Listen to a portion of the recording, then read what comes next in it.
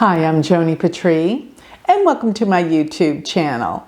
Well, today I want to talk about what's in store for the sign of Capricorn for 2025. And remember, everyone, I am a sidereal Vedic astrologer. So you cannot be listening to your Western sun signs here. So if you don't know what your Vedic ascendant or moon sign are, those are the two that you have to listen to, then you're going to want to find out. And there's two ways you can do that. One is you can go to my galactic planner. That's the way I suggest, because with the galactic planner, it's going to give you your chart, detailed chart. Plus, on top of that, it gives you all your personal predictions, and they're going to be delivered to your calendar in your phone or your computer. So every day you're going to get your personal predictions along with getting your chart right away. So go to galacticplanner.com and get your planner so that you know your Vedic ascendant and moon sign. Now, if you don't want to do that, you can always go to my website, which is galacticcenter.org. And there I have a free chart calculator. So once you put in all your information, you're going to want to scroll all the way to the bottom, because there it will tell you your AS, that's your ascendant, whatever sign it's in, and your MO, that is your moon. Those are the two signs that you must listen to. And so once you figure out from either the Galactic Planner, and that's galacticplanner.com, or Galactic Center, galacticcenter.org, your signs, and you've discovered that your Capricorn moon or ascendant, then I've got some news for you. Listen up. I'm going to be giving you what you can expect for this year of 2025. So for Capricorns, Jupiter has been in the 5th house. Jupiter's been in your 5th house since May of 2024, and it will continue to be there till May of 2025. This is May 14th, 2025. So Jupiter's been in Taurus, and it's been in your 5th house, which is a great house for creative developments. You've been highly creative. You've been expressive. You've been doing important things to express yourself. Another thing is, if you have children, your children have been doing exceptionally well. And if you want to have children, this is a great time when Jupiter aspects or is in your 5th house of children. It's a time for fertility, birth, things of that nature. Plus, it's also, the 5th house is also a house that deals specifically with investing and investments. So this can be a great year for investments. But this is only through till May of 2025. One more thing I forgot to mention: when Jupiter is in the 5th house, you're vastly creative when it comes to business ideas. So entrepreneurs, look ahead. You're coming up with new creative ideas for business as well. This is remarkable. I love that. And Jupiter in the 5th house, it's just optimism and good things coming. The 5th house is your house of talent, so you're able to develop your talents. Plus, it's also a house that can deal with writing and authorship, so you may be writing a book this year. But then by the time we get to May of 2025, May 14th, Jupiter is going to change into Gemini. And when it does, it's going into your 6th house, which is the house of health and healing and work. But most of all, with it being there, you're going to get healthier. You're going to start having the desire to do new things health-wise, and exercise, eat different, feel healthy and strong. That's what Jupiter in the 6th house can bring. And if you've been thinking about adopting a pet, that's a great time, Jupiter in the 6th house. And when it comes to work matters, you will find that it's much easier for you to work and be productive in the workplace. So this is amazingly good. So I love that Jupiter is going to be in your 6th house. And people cooperate more with you in the workplace, your employees and or your co-workers. They seem to help you out more. And if you need employees and more help, it's a time to hire and get more people to help you, assist you with your work. But then there's some little interesting thing that happens this year. Jupiter's going to touch foot into Cancer for a very short time. And that will be between October through December, the first week of December. Of course, I'm talking 2025. And when this happens, it's going to give you a little glimpse of what's ahead for you, actually all the way into the year of 2026 and 2027. But this little glimpse will be about relationships for you. So if you're looking to get into a relationship, then this year you could get into a relationship. And then relationships will be even stronger later on. But it could also mean a business partnership, so be aware of that. But one way or another, if you are in a relationship, it means your relationship will prosper and improve, and your partner will do better as well. So that's that little window of time between October through the first week of December.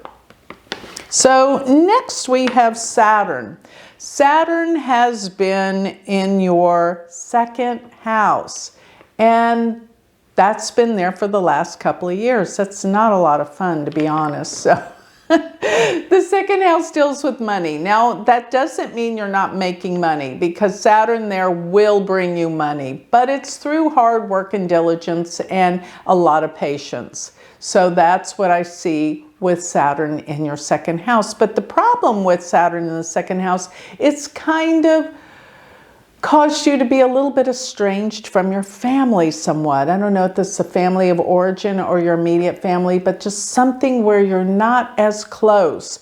And Saturn's been there for the past few years, but it's about to change to your 3rd house. So that's all going to change.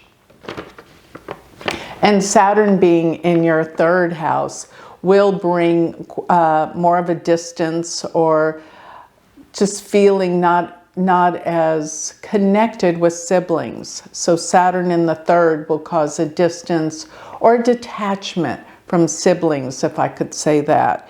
But all at the same time, you might be compelled to learn some new things. Now, Saturn will go into your 3rd house the end of this March. So basically, let's just say April. April, Saturn will venture into your 3rd house, and it will remain there for the next 2.5 years. And what that means is everything I've been talking about, detachment from siblings will occur, but a quest for learning, you become more anxious about wanting to learn, more disciplined and focused. You may not be traveling as much or commuting. If you're used to a commute, then that could stop, but this is when Saturn goes into your 3rd house, when it goes into Pisces. Now, the month of April is interesting because there's going to be a lot of activity there in Pisces.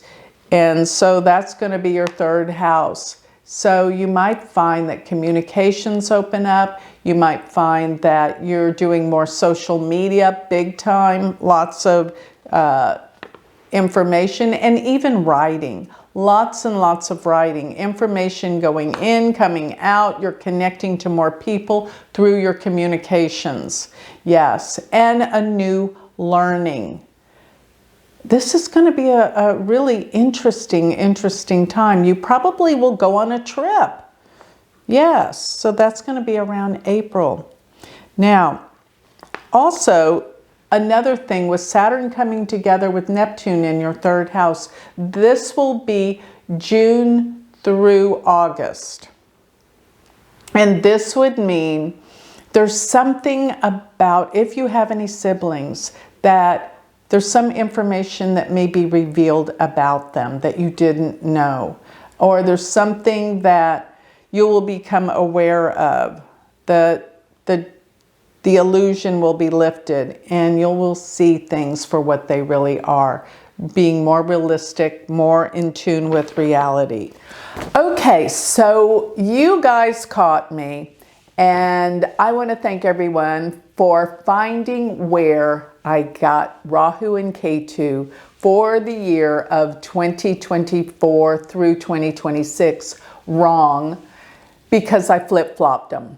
And let me just say this, when you do 12 signs for the entire year, you can make a few mistakes. But I want to thank everybody for catching that. Thank you very much. So everything else in the sign is correct, where Jupiter is and all the other planets that I went through. But let me talk specifically about where Rahu and Ketu are, because Rahu is for Capricorn ascendant. It's in the 3rd house, and Ketu is in the 9th house. And they're going to be there for this year till May 29th of 2025. So really, it's just about the first 6 months that we still have Rahu, while Rahu is in Pisces and Ketu's in Virgo. So it's going to be in your 3rd house. Rahu in the 3rd house represents there's a quest for learning. There's a quest for information. And I will say there can be some issues around brothers and sisters. Rahu can cause separation. But Ketu is in the 9th house.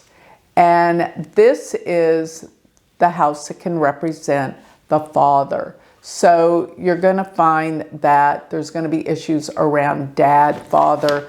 Make sure you check on him, because there can be problems. Ketu can represent losses. So make sure that he makes his doctor appointments and everything on that level. But all at the same time, if your father's no longer here, you're going to find that you start to think more about him. There's more of a connection with him on the other side. Ketu is otherworldliness.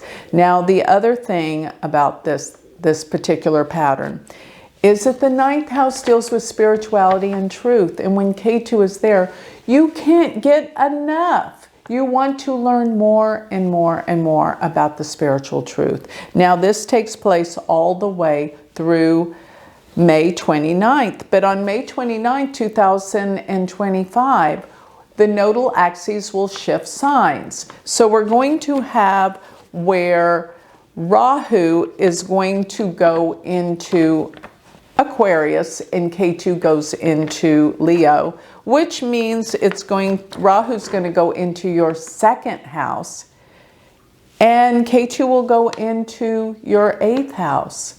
So that's very interesting, because the 2nd house will deal with money, finances. So Rahu being in your 2nd house really does represent great wealth will come to you, especially during this whole year, this whole time period. Remember, Rahu Ketu stay in a sign for 18 months. So this year and a half, I guarantee you're going to be more into making money. Money will come more easily, readily. There's expansion in this area.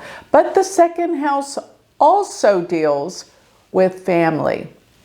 And Rahu can be separation or problems. So there can be these issues or problems with breakups in the family. And you know, with it being here in the 2nd house dealing with money, it's funny how a lot of family matters revolve around money, of course. So be aware that there's going to be some family issues dealing with money matters as well. Now, Ketu will be in your 8th house. And this is for this year and a half. The 8th house deals with psychic ability. And with Ketu being in the 8th house, you will be more psychic, more intuitive, deeper. You'll be looking for the occult. And actually, the word occult means hidden things. It's not witches or things like that. So when I say occult, I mean you're really searching for the hidden aspects of things. And the 8th house deals with psychoanalysis, deals with psychology. So it is a time to really dig deep and find some answers about your psyche, what it is you want to heal and work on. This is a very deep and profound time that you will get messages also from the other side. Now, if you are dealing with any settlements or money, be aware that there could be some losses in this area of inheritances or settlements, but all at the same time, or divorces, things of that matter, you will make more money. But there may be some losses of the money coming through other people with Ketu in the 8th house. But most of all, it is a time for deep introspection and spiritual change and transformation with Ketu here. It definitely will increase your psychic powers. So with that, I have covered what the correction is for the Rahu Ketu for your sign, whether it is your moon or your ascendant sign in Capricorn. Thanks again for the correction. So this is a very interesting year for Capricorn. It looks like children could come into your life or doing well, and a new health interest in health.